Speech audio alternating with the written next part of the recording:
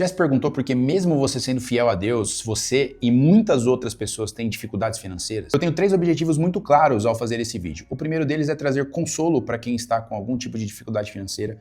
O segundo deles é mostrar o porquê essa dificuldade financeira existe. O terceiro ponto é ajudar cada um de nós a superar essas dificuldades e passar da melhor maneira possível, entendendo a base de tudo que é a palavra de Deus. Esses dias atrás, um casal foi na minha casa e ao começarmos a falar a respeito dessa questão de vida financeira, dificuldade, prosperidade, ter dinheiro, ser rico ou não, meu amigo ele me disse, poxa Matheus, é difícil, cara, porque você percebe que quem é muito cristão mesmo, quem está com uma aliança verdadeira com Jesus, muitas vezes está abandonando completamente o lado financeiro e eles não têm muitos bens, eles não têm muito recurso. É justamente abandonar a própria vida. E era como se na mentalidade dele e na nossa, isso está amplamente inserido dentro do contexto cristão, pelo menos dos que eu já convivi até hoje, e eu sou cristão de berço, é justamente entender que as pessoas, quando elas têm muita aliança com Jesus, elas são extremamente fiéis, elas não têm uma vida próspera ou uma condição boa de vida.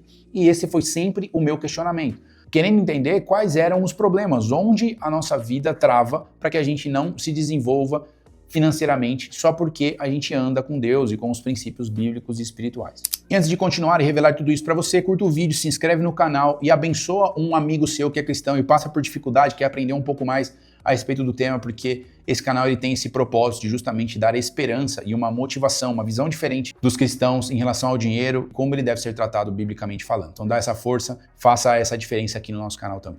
Primeiramente, quero te dar base bíblica do porquê as dificuldades financeiras acontecem. O primeiro deles é uma prova da nossa fé. Então você percebe, por exemplo, Jó passando por uma dificuldade absurda, chegando num patamar onde ele não tinha absolutamente nada, sendo que ele era extremamente próspero. Só que aquilo era no final para ele ter grandes e poderosas experiências com Deus. Então era uma prova da fé e de quem ele estava constituído na presença de Deus. Então isso é muito claro. A gente pega isso ao longo da Bíblia como um todo, as pessoas passando por dificuldades e, na verdade, o próprio Deus ensinando para ela alguma coisa que elas não entendiam no primeiro momento. O segundo ponto é que talvez você se converteu há 1 ano, 6 meses ou algum tempo e você não está vendo uma grande diferença na sua vida financeira porque você escolheu muito errado até aqui. Você se endividou, você não tinha sabedoria, você não seguiu o nosso canal, você tinha várias coisas que não faziam sentido para a sua realidade financeira, você se alavancou demais. Então talvez o que você viva hoje não seja porque você escolheu ter uma aliança com Jesus apenas,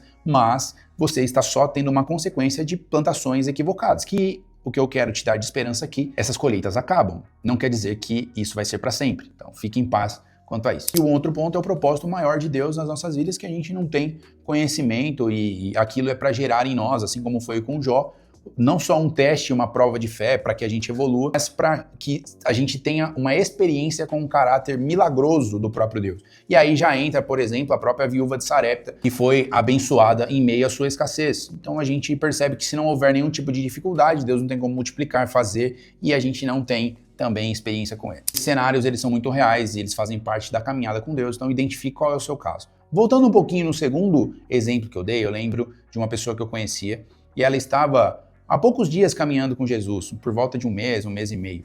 E num determinado momento ela chegou extremamente brava falando comigo, Matheus, como que eu vou falar para as pessoas seguirem a Jesus? Porque eu tô quebrado, eu sou um pedreiro, eu trabalho e ganho pouco. Eu vou falar para elas, você segue a Jesus. E na verdade, Jesus não mudou a minha vida financeira. Por que a minha moral para falar com elas em relação a essa parte? Por que a Bíblia fala basta cada dia o seu mal e não basta cada dia o seu bem? Eu não consigo entender essa realidade de Deus para minha vida, para minha história, porque para mim não faz sentido. Eu não tenho absolutamente nada para oferecer para as outras pessoas. Naquele primeiro momento, ele estava equivocado em vários pontos. O primeiro deles é justamente entender que Jesus está apenas atrelado a uma fada madrinha que pode mudar a sua vida financeira de uma hora para outra. Então, se o que ele conseguia mostrar para as pessoas não era uma conduta diferente, não era integridade, não era santidade, não era relacionamento com Deus, aí não era problema de Jesus, era um problema que ele entendia que Jesus era a única saída dele financeira e de 1 mês para lá, mesmo ele não tendo estudado, mesmo ele não sendo alguém que nunca tinha procurado nenhum tipo de evolução intelectual, ele achava que Jesus ia chegar e falar, cara, a partir de hoje você vai ter ali 150 mil reais por mês de renda. Como que isso poderia acontecer, sendo que Jesus ele é alguém que respeita princípios, respeita caminhos, passos, e obviamente se ele quiser prosperar alguém do nada, pode, mas na maioria dos casos a gente tem que passar por alguns processos. O primeiro ponto dele era achar que Jesus só tinha o financeiro para entregar para ele, não paz, não justiça, não outras coisas que a gente pode citar aqui. O segundo ponto interessante é dizer que Como assim? Jesus só fala, basta cada dia o seu mal. Por que não é o bem? Porque Jesus não é mentiroso. O mundo jaz no maligno. Então, se a gente percebe que essa é a nossa realidade, como que Jesus ia chegar em mim e você falar, basta cada dia do seu bem? Provavelmente você vai passar por dificuldades, injustiças e problemas. E Jesus não é mentiroso. Então ele vai falar pra você, basta cada dia o seu mal. Se preocupa com o mal de hoje, amanhã vai vir outro. Você saiba que no mundo você vai ter aflição, mas fica tranquilo, tem de bom ânimo, que eu vou estar com você e eu venci todas essas aflições que vocês vão passar. Então, às vezes, você nessa condição não estudou, não trabalhou, não se profissionalizou de uma maneira adequada e quer que Jesus seja sua fada madrinha. Isso não vai acontecer, você precisa melhorar. Se você está aqui aprendendo e ouvindo isso, já está ótimo, você vai conseguir chegar nesse patamar aí mais cedo ou mais tarde. Não que eu seja a transformação, mas o princípio por detrás. Então entenda isso. Nada vai mudar na sua vida se você não fizer um sacrifício maior, aprender mais, se profissionalizar e ser alguém que está disponível para aprender uma coisa nova. Agora, dentro de uma análise prática, eu queria te perguntar, você organiza as suas finanças? Você tem um orçamento mensal? Hoje você pode chegar, por exemplo, no ChatGPT e pedir para ele gerar para você uma planilha onde você vai conseguir gerenciar tanto de uma família, se você for solteiro, os seus gastos, e aí você vai acompanhar e atualizar em tempo real, sabendo quanto você gasta, quanto você ganha. Então nem gerar uma própria planilha você precisa mais. Isso é só você pedir para o ChatGPT e ele vai te entregar uma pronta. Organize a sua vida financeira, tenha uma planilha de gastos, passe o link, por exemplo, à sua esposa, para que ela preencha o que ela gastou, e aí vocês vão acompanhando detalhe por detalhe. Tá aqui a primeira dica, mas por quê? Porque talvez você esteja gastando mais do que você ganha. Então aí não é culpa de Jesus que não te prospera, é você que não administra bem. Outro ponto, você está gastando com coisas que são desnecessárias, você não sabe nem se você precisa, não tem utilidade nenhuma, aí fica complicado também. Nem Deus pode te ajudar se você não fizer diferente. Você necessita filtrar o que você compra. Realmente existe utilidade ou não? Aí, dali em diante, você vai conseguir entender melhor. Além dessas partes básicas de gastar menos do que ganha, orçamento mensal, essas coisas que a gente já fala aqui direto, uma coisa que eu acho muito interessante e que eu conversei com um conhecido há algum tempo atrás, uma das coisas que eu identifiquei no meio de tudo isso é que é o seguinte, o que a gente faz? Eu oro, eu leio a Bíblia, eu leio livros de uma série de pessoas cristãs, só que a gente não valoriza o que é secular em alguns momentos. Em dois cenários. Primeiro deles, a gente não consome livros que são bons, conteúdos de finanças, de investimento, de empreendedorismo, que são de pessoas fora da igreja e pessoas que têm coisas para agregar, mas muito provavelmente elas não vão ser exatamente como você deveria. E aí o que é interessante nós entendermos, e como cristãos, às vezes a gente tem dificuldade de entender isso. Primeiro, quando você escolhe assistir um vídeo de um empreendedor, de uma empreendedora, de alguém que é rico, de alguém que prosperou, deu certo como empresário, ele não é para ser seu pastor, seu líder espiritual. Ele é para ser alguém para te ajudar a prosperar e ter um negócio de sucesso. E ele foi ungido por Deus, abençoado por Deus para fazer aquilo. E a Bíblia diz o seguinte, prova de tudo, retém o que é bom. Então, quando ele falar de pagar menos imposto, de sonegar, de fazer alguma coisa, ou algo que ele é corrupto, você exclui, absorve o que é bom e toca o seu barco. É assim que a gente tem que fazer. Mas a tal pessoa, ela faz isso. Tá bom, tudo certo, a gente entende. Igual disse, o mundo jaz no maligno. Mas o grande problema é que a gente muitas vezes exclui uma pessoa que a gente poderia absorver porque não é do meu meio gospel cristão, evangélico, semi-querubim, arcanjo, quarto da trindade. Não vai ser. E assim você vai ter que consumir conteúdo dele para aprender porque ele tem coisa para te agregar. Hoje aqui, por exemplo, no nosso canal é extremamente difícil porque eu não estou nem no nicho de investimentos especificamente, nem no nicho cristão. Um nicho que está sendo construído onde eu estou me posicionando aqui. Então, muito provavelmente as pessoas nem saibam. E quando eu falo a respeito desse canal que eu tenho para pessoas próximas e tudo mais, todo mundo fala, nossa, que legal você vincular as duas coisas, mas é porque o cristão não está acostumado a entender que a gente tem uma vida secular para também ser luz e sal aqui nessa terra. As pessoas não estão entendendo que as suas finanças podem fazer diferença na vida das outras pessoas. Elas não entendem que se elas forem boas funcionárias, bons empresários, eles vão poder dar testemunho de Jesus nas suas famílias, nas suas empresas, nos seus negócios. E isso vai acontecer numa escala extremamente maior. A gente quer ser diácono, pastor, presbítero, apóstolo, profeta, semi-arcanjo, querubim. De novo, só que onde? Dentro da igreja. E aí dentro do seu trabalho você é aquele que chega 10 minutos atrasado e sai 5 minutos mais cedo.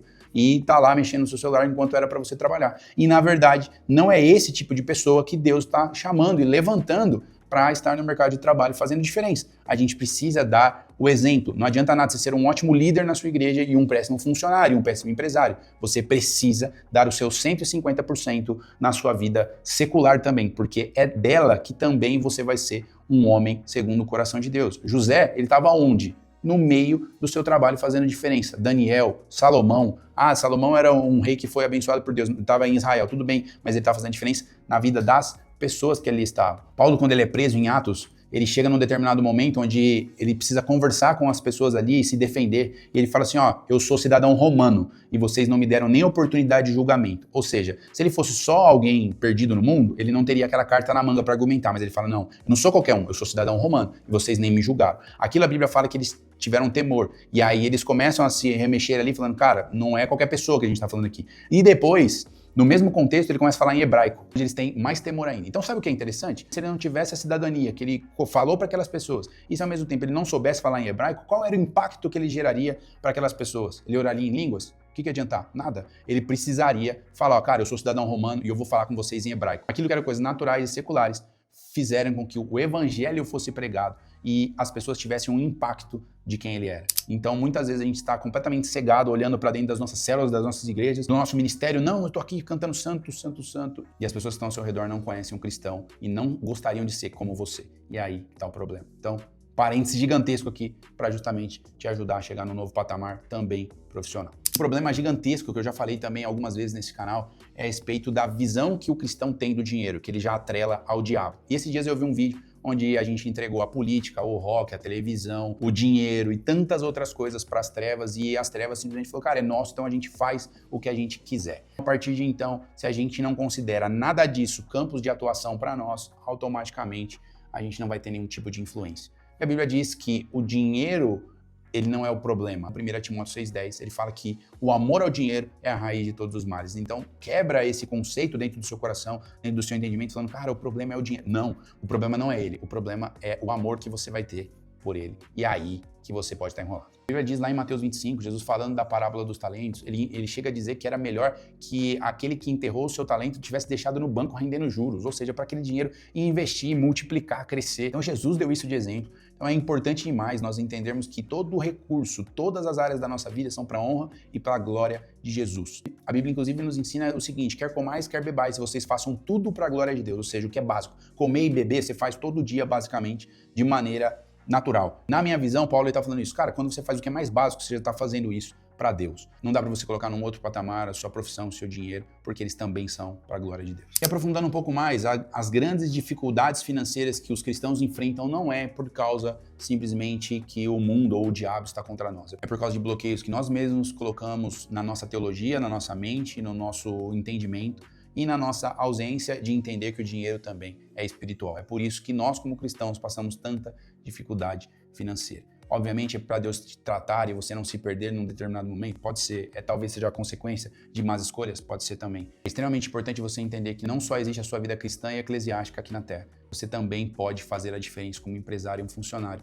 onde você estiver, como Daniel, o José e tantas outras pessoas fizeram a diferença lá e foram homens e mulheres de Deus, em nome de Jesus. Deus abençoe e até o próximo vídeo.